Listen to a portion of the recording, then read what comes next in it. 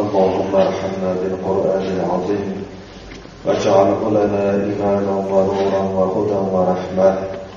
اللهم ذكرنا منه ما نسينا وعلمنا منه ما جهلنا وارزقنا تلاوته آناء الليل وأطراف النهار واجعله لنا حجة يا رب العالمين. اللهم إنا نسألك الهدى والتقى والعفاف والغنى برحمتك يا أرحم الراحمين.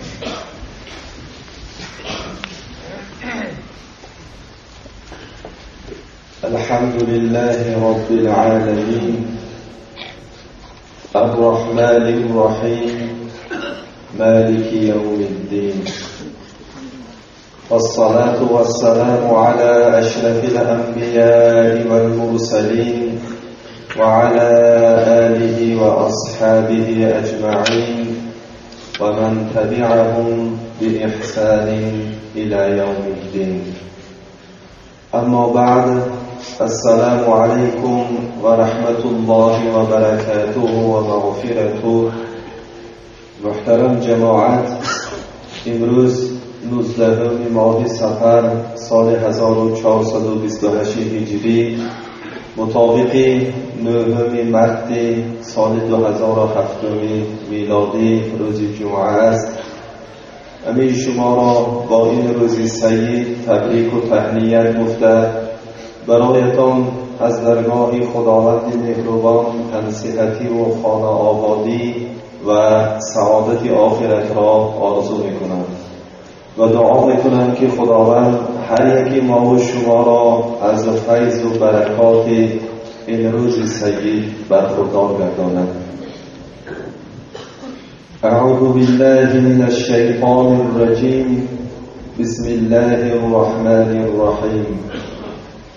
فیهن قاصرات الطرف لم یطمثهن انس قبلهم ولا جان فبأي آلاء ربكما تكذبان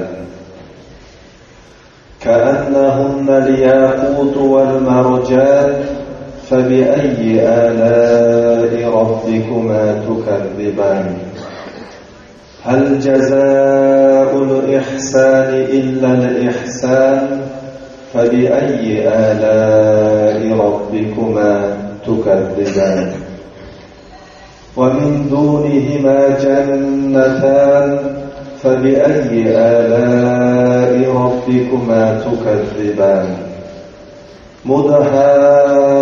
مدهامتان فبأي آلاء ربكما تكذبان فيهما عينان نضاختان فبأي آلاء ربكما تكذبان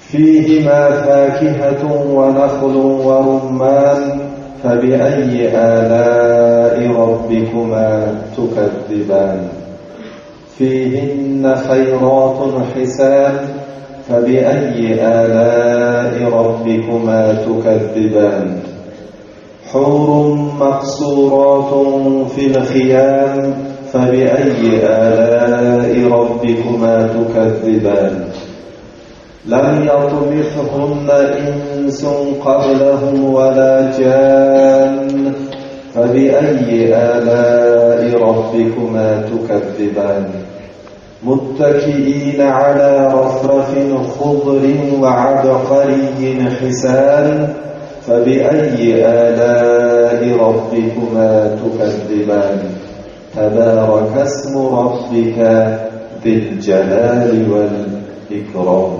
صدق الله العظيم.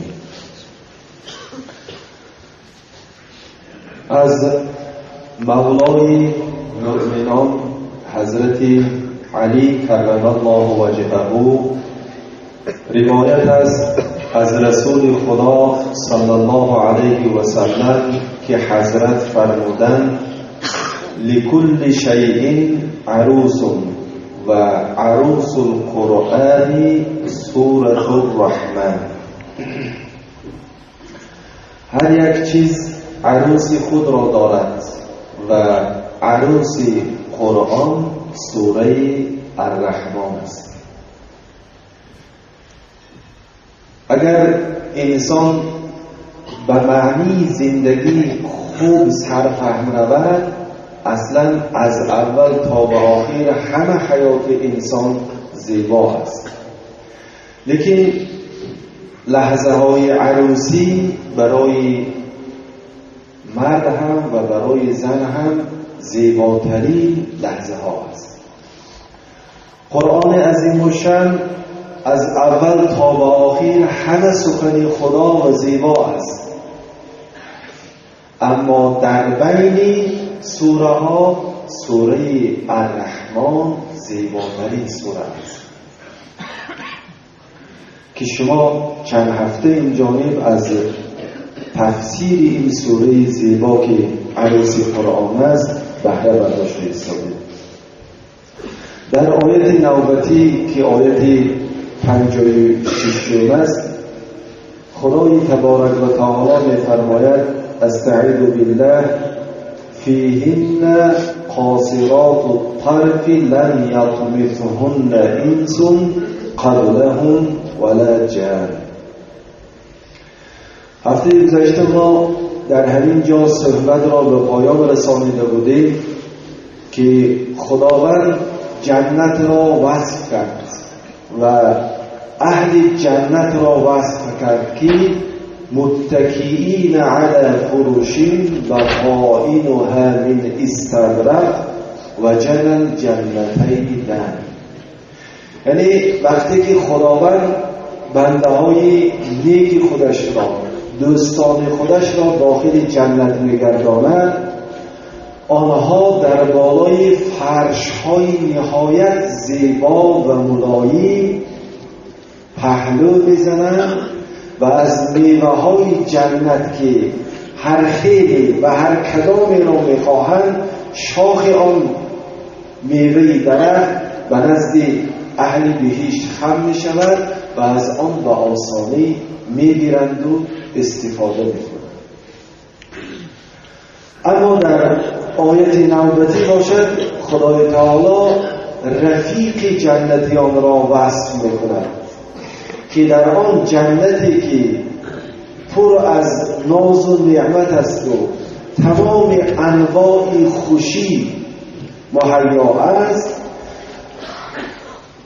خدای تبارک و تعالی برای مردم همین خیلی یک زنهایی را در جنت آفریده است که آنها قاصرات الطرف هستند، یعنی آنقدر خوش آداب، آنقدر خوش اخلاق، آنقدر پاکدامن هستند که به غیر از شوهری خودشان که در جنت خدا برایشان معین کرده و کسی دیگر چشم بالا نمیکنند که نگاه کنند. و صفت دیگرشان این است که لم یطمثهن انس قبلهم ولا جان. همین خیلی زنهای پاکیزه، همین خیلی زنهای جوان و همین خیلی زنهای پاکدامنی هستند که پیش از شوهرهایشان که در جنت برایشان معین شده نه دست اینس و نه دست جین به آنها رسیده است. در پاکی و پاکدامنی تا این درجه هستند. فبأی آلاء ربکما تکذبان. پس کدامین نعمتی پروردگار رحمان را انکار بکنید ای بنده ها که خدای رحمان در عوض طاعت و عبادت شما برای شما اینقدر جنتی پر از ناز و نعمت را آماده کرده است. و باز هم در آیت نوبتی خداوند صفت میکند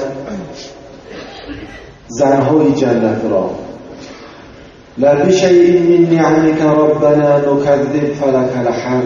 یعنی ما به هیچ نعمتی تو انکار نمیکنیم ای خدا، تو را شکر میکنیم. کأنهن الیاقوت والمرجان.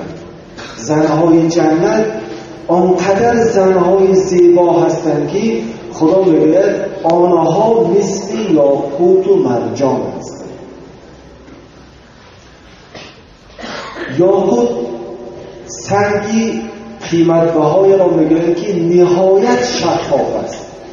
آنقدر شفاف است که اگر شکاف کرده ساده از داخلش رشته باریکترین را گذرانید، همون رشته باریکترین نماییده می‌ایستد. اینقدر شفاف و پاکیزه است. مرجان سنگی سفید را میگویند که در سفیدی نهایت سفید است. زنهای جنت خدای تعالی وصف میکنند که مثل یاقوت و مرجان هستند، یعنی در سفیدی مثل مرجان سفید هستند و در پاکیزگی و مصفایی مثل یاقوت مصفا هستند و شفاف هستند.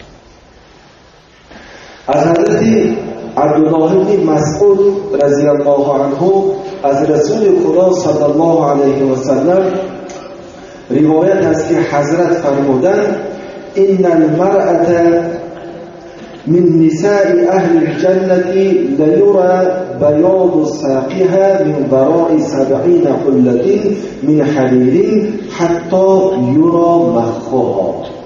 با روایت امام ترمذی. یعنی رسول گرامی صلی الله علیه و سلم فرمودند زنی از زنهای اهل جنت آنقدر سفید و پاکیزه و شفاف است که سفیدی بند پای او را از پشت 70 قبر حریر هم دیده می شود. حتی اینکه مغز پای او را دیده می شود. اینقدر زنهای جنت در سفیدی و شفافی سفید و شفاف هستند. از حضرت انس رضی الله عنه روایت از رسول خدا صلی الله علیه و سلم در وصف زنهای جنت که در وصف نعمتهای جنت که لغدوة فی سبیل الله او روحة خیر من الدنیا و ما فیها. یعنی یک بگاهی برای خدا خسته ایستاده جهاد کردن یا یک بیگاهی برای جهاد قدم گذاشتن بهتر است از دنیا و هر چیزی که در دنیا است. ولقاب قوس احدكم او موضع قده یعنی صوته من الجنة خیر من الدنیا و ما فیها. مجاهدی که در راه خدا و جانش را در کف گرفته ایستاده می‌براید جنگ می‌کند، در دستش کمان دارد و به قدری موضعی یک نیمی کمانی مجاهد در جنت همگی یا 2 وجب میشه یا 3 وجب میشه. و اینکه قدری یک کمچینی که مجاهد در راه خدا آن را می‌بردارد در جنت بهتر است از دنیا و هر چیزی که در دنیا است. شما تصور می‌کنید که دنیا چقدر وسیع است و دنیا چقدر بایگری دارد، اما به قدری یک کمچین یا نصف کمان موضعی که در جنت هست بهتر از دنیا و هر چیزی که در دنیا است. یعنی تمام این دنیا با تمام این بایگریش در یک پهلوانی و 2-3 وجب موضعی کمانی مجاهد در مقابل این دنیا و بایگره های این دنیا مانی برابر شده نمیتواند. ولو اطلعت امرأة من نساء اهل الجنة الى الارض لملأت ما بینهما ریحا ولطاب ما بینهما. اگر یکی از زنهای اهل جنت به این بالای زمین ما و شما فراید، خوشبویی او تمام بین زمین و آسمان رو پر میکند و از بوی خوش او تمام اهل زمین و آسمان مست میشود. ولنسیفها علی رأسها خیر من الدنیا و ما فیها. و یک رویمال حریری که زنی جنتی در بالای سرش میگیرد بهتر است از دنیا و هر چیزی که در دنیا است. یعنی تمام دنیا با تمام بایگریش یک طرف گذارید و یک رویمان حریر زن جنتی اگر شما یک طرف گذارید، قیمتش از دنیا و هر چیزی که در دنیا است بالا می‌رسد. این است وصف جنت، این است وصف زنهایی که در جنت هستند که حدیث با روایت امام بخاری رحمت الله علیه است که هیچ بنده مؤمن باید بالای این وصف جنت یگان ذره شک و شبهه نداشته باشه. البته خدای تبارک و تعالی بندگانی را که به او ایمان آورده، از او ترسیده، او را با محبت عبادت کرده، از حرامها و اخلاقهای زشت خود را پاکیزه نگاه داشته حیاتشان را گذرانند، خداوند برایشان در آخرت این نعمتها را در جنت آماده کرده است. وقتی که در مسجد سری جوانهای میبینید، این جوانها از فسق و فساد این زمانه خودشان را کنار گرفتن، خدای شناختن، از خدا ترسیدن، در مسجد آمدن، سخن خدا و پیغمبر را گوش کرده، خدا را عبادت میکنند و به حرامخوری و بد اخلاقی خودشان را آلوده نمیکنند و از پس زنهای فاحشه دنیا خودشان را آواره نمیکنند. این نشانه آن نیست که در وجود این جوانها میل و خواهش به این عیش و عشرت ها باشد. این نشانه آن نیست که این جوانها ضعیف باشد و ضعیف صفت باشد، بلکه اینها این تقوا و این پرهیز از ترس خدا و خدا در عوض این تقوا و پرهیز برای این گونه جوان و جوانمردها، بنده های نیک و صالحش، این خیلی نعمتها را در جنت آماده کرده است. از عیش و عشرت‌های حرام دست کشیدن این جوانها معنی آن را ندارد که اینها فهمشان به این چیزها نمیرسیده باشد. همچنانه که بعضی جوانهای بی فراست عیب میگیرند جوانهای نمازخوان و با تقوایی که اینها عیش و عشرت دنیای نمیدانند، اینها لذت سرفهم میروند. نه، اینها از همه چیز سرفهم میروند، لیکن اینها با ترس خدا از این چیزها پرهیز میکنند، از ترس خدا تقوا را پیشه کردند و امید دارند که آن وعده هایی که خدا برای بنده های نیکوکارش کرده است در آخرت برایشان خداوند عطا میکند. بنابراین در آیت نوبتی خداوند میگوید استعیذ بالله هل جزاء الاحسان الا الاحسان. اما بعد از آیتی هم که گذشت، آیت نوبتی فبأی آلاء ربکما تکذبان، یعنی بعد از وصف جنت و زنهای جنت خدا باز هم به ما و شما بنده ها مراجعت میکند که پس کدامین نعمتی پروردگارتان را انکار میکنید؟ و البته در جواب میگوییم لا بشیء من نعمک ربنا نکذب فلک الحمد. نمایگان نعمتی تو را ای خداوند انکار نمیکنیم، هر نعمتی که در این دنیا ما صاحب آن هستیم تو به ما دادی و هر نعمتی که در جنت به ما وعده کرده ای به واسطه قرآن یا پیغمبرت به ما وعده کرده اند، ما به همه آن باور داریم و امید می‌کنیم که تو ما را به آن نعمت‌های جنت هم مشرف می‌گردانی. زیرا هل جزاء الاحسان الا الاحسان. خدا قطعیت خبر می‌دهد که مکافات نیکی فقط نیکی است. هر بنده‌ای که به خدا ایمان آورد، خدا را شناخت، از خدا ترسید، او را عبادت کرد، او را اطاعت کرد، از حرامها و گناههایی که آگاه کرده است پرهیز کرد، عوض این نیکوکاریش خداوند البته به او نیکی می‌دهد. و در جای دیگر هم خداوند خبر می‌دهد از طریق الله للذین احسنوا الحسنى و زیاده، یعنی آنانی که در دنیا احسان کردن، نیکی کردن، با آداب و اخلاق نیکی محمدی زندگی کردن، با طاعت و عبادت خدا زندگی کردن، مکافاتشان این است که خدا برای آنها نیکی عطا میکند و از عملشان زیادتر هم خداوند برایشان نیکی عطا میکند. از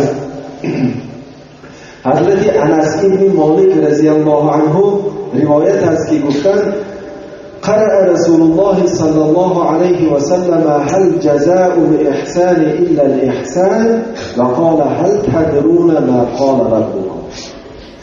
رسول خدا صلی الله علیه و سلم این آیت را که هل جزاء الاحسان الا الاحسان، یعنی مکافات نیکی فقط نیکی است، قرائت کردند و بعدا به اصحاب خود گفتند که آیا میدانید که خداوند در این آیت چی گفته است؟ قالوا الله و رسوله اعلم. اصحاب گفتند خدا و رسولش بهتر میدانند. قال يقول هل جزاء من انعمت عليه بالتوحید الا الجنه.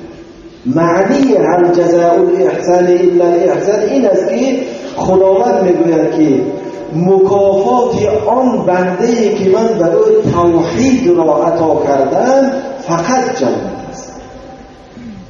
یعنی و آن بنده‌ای که خدای تبارک و تعالی توحید را عطا کرده است، یعنی آن بنده‌ای که خدای یکتا و یگانه شناخته است، رزق دهنده خودش خدای یگانه دانسته است، سازنده خودش خدای یگانه دانسته است و او را عبادت کرده است و برای او تقوا کرده است. خدا که به بنده‌اش این توحید و این ایمان و این اعتقاد داده است، میگوید که مکافات توحید چه است؟ جنت است. یعنی مکافات نیکی فقط نیکی است و با ایمان، با توحید، با تقوا، با اسلام زندگی کردن این نیکی است و مکافات این نیکی چه است؟ تنها جنت است. برای اینکه احسان چیست؟ در حدیث مشهوری که امام مسلم روایت میکنند، حضرت جبرائیل علیه السلام پیامبر علیه السلام را از چند چیز سوال میکنند به خاطر تعلیم امتشان. از جمله یکی از سوالها این است که فاخبرنی عن الاحسان. جبرائیل علیه السلام به پیغمبر ما محمد صلی الله علیه و سلم میگن که از احسان به من خبر ده، احسان چیست؟ پیغمبر در جواب گفتند ان تعبد الله كأنك تراه فإن لم تكن تراه فإنه يراك. احسان این است که الله را آنچنان عبادت کنی با آداب و اخلاق و با خشوع و خضوع که گویا که تو او را دیده ایستاده باشی. از یک راهبر بدرایی چقدر آداب و اخلاق کردی حرکت میکنید که ایستید و با اون مناسبت کنید. وقتی که شما بالای جای نماز میایستید و پروردگار را عبادت کردن میخواهید، شما آنقدر با آداب ایستید که گویا که خدا را دیده ایستاده. و اگر چند شما خدا را نمیبینید، اعتقادتان یقینا این باشد که شما خدای ندیده باشیدند که خدا شما را دیده ایستاده است. اگر با این اعتقاد، با این احساسات بالای جای نماز ایستاده شما پروردگارتان را عبادت کنید، این عمل شما احسان است و مکافات این احسان چه است؟ جنت و نعمت جنت و حورهای جنت است با آن وصفی که شما شنیدید. فبأي آلاء ربكما تكذبان. پس کدام نعمتی پروردگارتان را شما انکار میکنید که خداوند به شما اینقدر نعمتها را وعده میکند در آخرت؟ آیا ها را هم در دل شوق و ذوق طاعت و عبادت بیدار نشده است که پروردگارتان را عبادت کنید تا که خداوند به شما این نعمتهایش را در آخرت عطا کند. لا بشیء من نعمك ربنا نکذب فلک الحمد. ما هیچ نعمت تو را ای خدای رحمان این کار نمیکنیم، بلکه ما در عوض هر یک نعمت کوشش میکنیم که شکر کنیم. و من دونهما جنتان. اما خداوند در آیت نوبتی باز از باغهای دیگر جنت ما را خبردار می‌کند. میگه و من دونهما جنتان. بغیر از این دو باغی که هفته گذشته نصف آن را وصف کردیم و امروز نصف آن را وصف کردیم، باز خداوند میگه برای بنده های نیک من دو باغ دیگر است و غیر از اون دو باغی که وصف را شنیدید. فبأي آلاء ربكما تكذبان. خدا باز دو باغ دیگر را به شما وعده میکند. خدا باز به شما دو باغ دیگر را وصف میکند. فبأي آلاء ربكما تكذبان. پس باز کدام نعمت خدا را شما انکار میکنید؟ لا بشیء من نعمك ربنا نکذب فلک الحمد. نه ای خدای مهربان، ما یگان نعمت تو را انکار نمیکنیم، بلکه ما تو را شکر میکنیم. و بعدا صفت میکند این دو باغ نوبتی را با یک کلمه اما خیلی زیبا،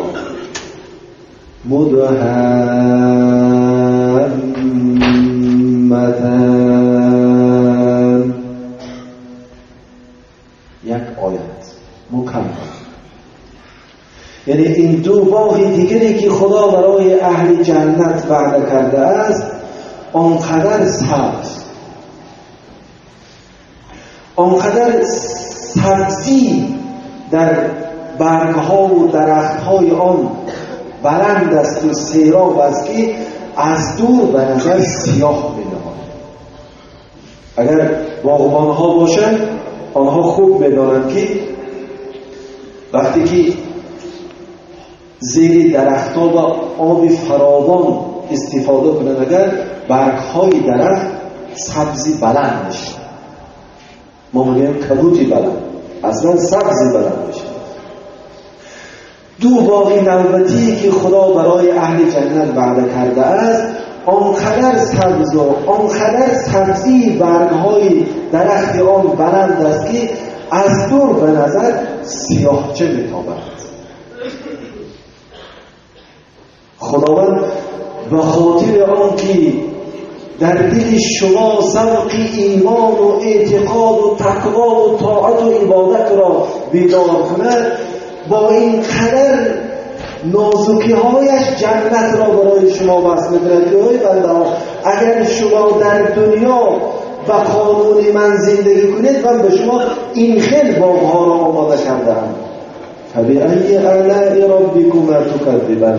پس باز کدام نعمت خدا را انکار می‌کنید؟ حالا هم در دل شما ذوقی عبادت بیدار نشده است؟ حالا هم شما چیزی را انکار میکنید که این از خدا هست یا از خدا نیست؟ آیا این راست است یا که این راست نیست؟ بنده های با ایمان مؤمنای حقیقی چه میگویند؟ لا بشیء من نعمك ربنا نکذب فلک الحمد. نه ای خدای مهربان، ما هیچ نعمتی تو را انکار نمیکنیم. هر نعمتی را که تو برای ما در جنت وعده کرده ای ما با آن باور داریم. ما یقین داریم که تو این باغ را برای بنده های نیکت آماده کرده ای. فلک الحمد. و ما در این وزید هر نعمت کوشش میکنیم تو را شکر گوییم. فیهما عینان نضاختان. و در این دو باغ دیگری که خدا برای بنده های نیکش آماده کرده است چشمه های است که نضاختان، یعنی فواره زننده. در باغ‌هایی که گذشت خدا یک دریای تصنیم گفت، یعنی دریایی که از بلندی جاری می شود و یک دریای دیگر سلسبیل گفت، یعنی آرام حرکت میکنه. اما در این دو واقع نوبتی خدا میگه چشمه های هستند که فواره میزنن از زمین جنت. و حضرت ابن مسعود و ابن عباس دو مفسری بزرگ قرآن در تفسیر این آیه میگویند تنزخ علی اولیاء الله بالمسک والعنبر والکافور فی دور اهل الجنة كزخ المطر. یعنی دو چشمه که از این جنت فواره زده میبراید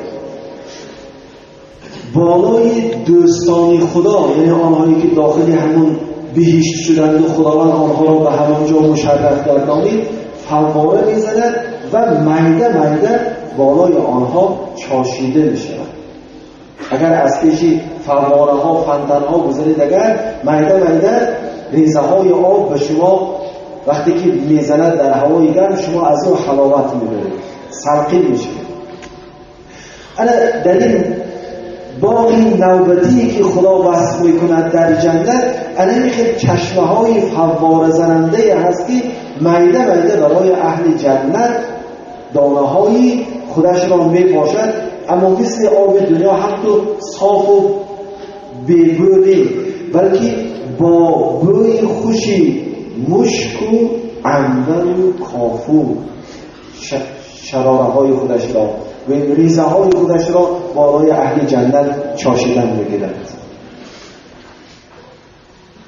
خدا اینقدر جنت را برای شما وصف میکند که شاید در دل شما شوق طاعت و عبادت زیاد شود، تقوای شما زیاد شود. فبأي آلاء ربكما تكذبان. پس شما کدامین نعمت خدا را انکار میکنید؟ آیا حالا هم در دل شما ذوق طاعت و عبادت بیدار نشده است؟ لا بشیء من نعمك ربنا نكذب فلك الحمد. نه خدای مهربان، ما هیچ نعمتی تو را انکار نمیکنیم، بلکه در این وضع هر یک نعمت کوشش میکنیم که تو را شکر کنیم. فیهما فاکهة و نخل و رمان. این دو باغی که غیر آن دو باغی دیگر است، یکی از صفتهای دیگرش این است که در این باغ همه نمودی میوه ها هست و خرما هم هست و انار هم هست. ذکر شدن خرما و انار علاهیده به خاطر آن است که برای مردم عرب این دو میوه شرف بالاتری داشت و قرآن به زبان عرب در سرزمین عرب که نازل شده بود خداوند خرما و اناری برایشان خیلی قیمتناک علاهیده ذکر کرد که در این باغ همه نمود میوه ها و خرما و انار هست.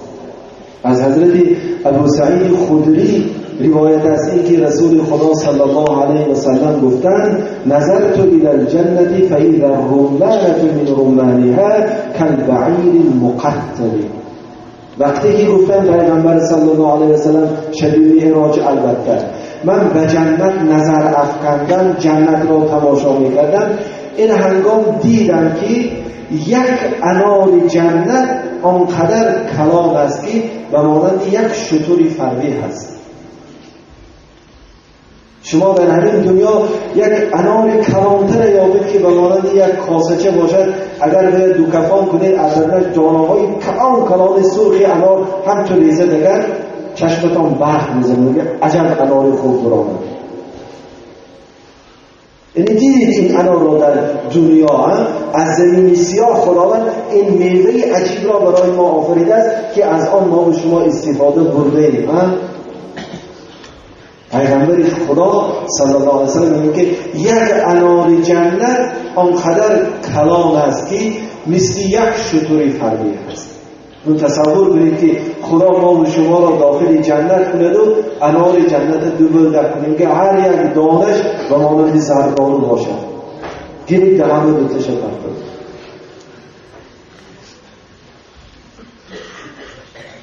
ممکن که بعضی ها خورده گیرن که دامولا تا این درجه چیزهای این مردم بگفتید عقل این مردم باور میکند یا نمیکند، یا اینکه این جنت این خیلی نعمت ها و این خیلی زنهاش که واسه کنده مردم عقیدش خیلی میشته باشد که این باز هم همون خوردن و شهوت بود است.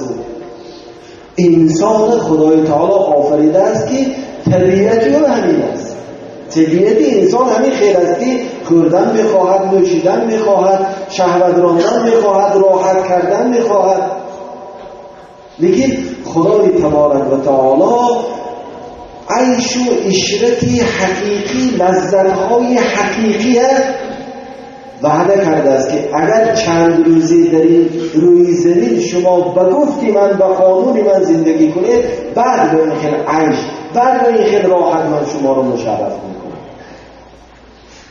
این اگر دوام 70-80 سال حیاتش بنده مسلمان روزه دارد و کم خورد و سحر خیزد عبادت کند، شب خیزد عبادت کند، چیزی قیمت نباشد، چیزی به مزه نخورد و تقوا کند، پرهیز کند، خدای عبادت کند، جنت برود. باز عبادت و باز نماز و باز روزه داری نیست در جنت. جنت دیگر باغ راحت است.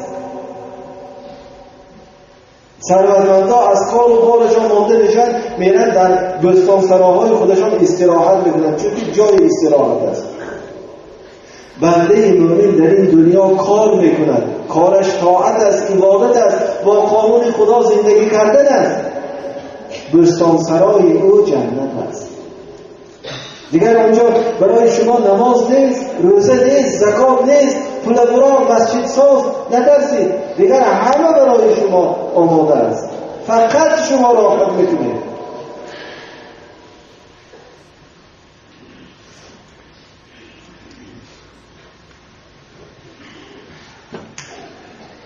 فبأي آلاء ربكما تكذبان.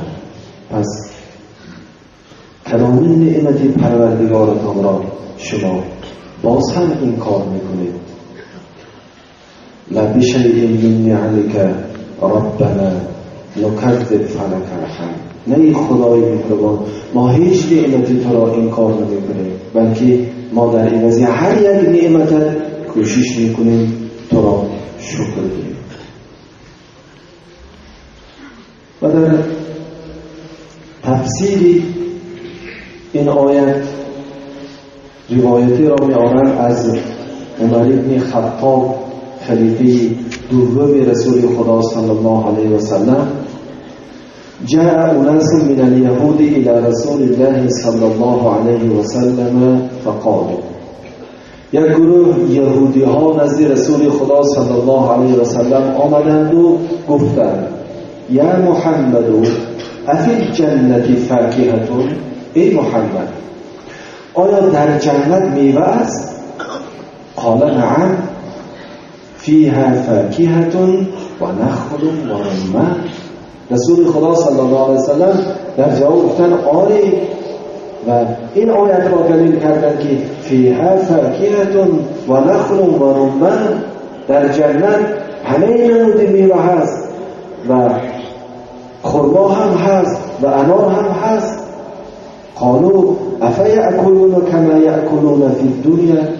یهودی ها پرسیدند که آیا پس اهل جنت از این نعمت ها، از این میوه ها در جنت میخورند مثل که در دنیا میخورند؟ قال نعم و اضعاف. رسول الله صلی الله علیه وسلم گفتند آره میخورند و چندین مراتب زیادتر میخورند. قالوا فیقضون الحوائج. یهودی ها گفتند پس قضای حاجت هم میکنن؟ قال لا ولكنهم يعرقون و يرشحون فيذهب الله ما في بطونهم من عدم.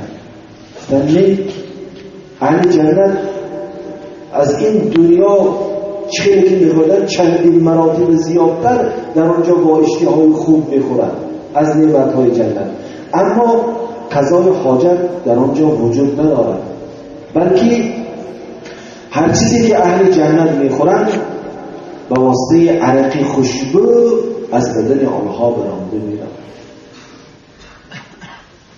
در این دنیا اندک زیاد خوری تشویش شما زیاد می شود، حتی بعضا از پرخوریتان پشیمان هم می شوید. اما در جنت مرحمت هر قدر می خورید، چه قدر می خورید، هیچ تشویشی وجود ندارد، بلکه هر چیزی که می خورید از بدن شما با عرق خوشبو بخار می شود، می رود. فیهن خیرات حسن. در این دو واقع دیگری که خداوند آن را وصف کرده ایستاده است، صفت آن را باز هم، نعمتهای آن را باز هم دوام می‌دهد ذکرشه و میگوید فیهن خیرات حسن.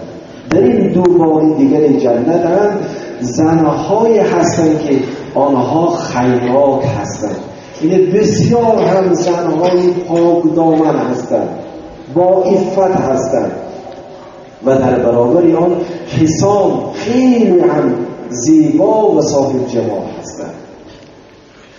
فبأی آلاء ربکما تکذبان. پس کدامت نعمت خدا را انکار میکنید؟ لا بشیء من نعمک ربنا نکذب فلک الحمد. نه خدای مهربان، ما هیچ نعمت تو را انکار نمی‌کنیم، بلکه در مقابل هر یک نعمت ما کوشش میکنیم که تو را شکر بگوییم. و شما به وصف جنت و نعمتهای جنت درست سر فرمایید و بادا اندیشی خطا در خیال شما پیدا نشود که وقتی که پیغمبر خدا صلی الله علیه و سلم مردم را به اسلام دعوت کردند، گفتند بگویید لا اله الا الله محمد رسول الله. هر کس از پیغمبر بپرسید که در مقابل اسلامی که میگویی قبول کن ما را، تو به ما چی وعده میدی؟ اگر ما اسلام را قبول کنیم، اگر ما خدا را عبادت کنیم، اگر ما این فرموده هایی که خدا گفته است اجرا کنیم و از این چیزهایی که خدا منع کرده است پرهیز کنیم، خدا در مقابلش به ما چی میدهد؟ یعنی هر چیز مزد خودش دارد. شما نمیرید خانه یک آدم و یک ماه مهنت کنید و بعد به مزد برآمده نمید، مزد خودش دارد. اسلام هم با تمام طاعت و عبادت و تقوایش چی دارد؟ مزد خودش دارد. پیغمبر خدا مردم از مزد ایمانشان خبر میدادند، مزد ایمانشان را برای آنها وصف میکردند. بنابراین آنها برآمدند و جام را در کف گرفتند، دیگر نه از شمشیر کافر میترسیدند، نه از نیزه کافر میترسیدند، نه از کمان کافر میترسیدند. کوشش میکردند که و همون نعمتی که خدا برایشان وعده کرده است با ایمان و اعتقاد راستی مشرف شوند.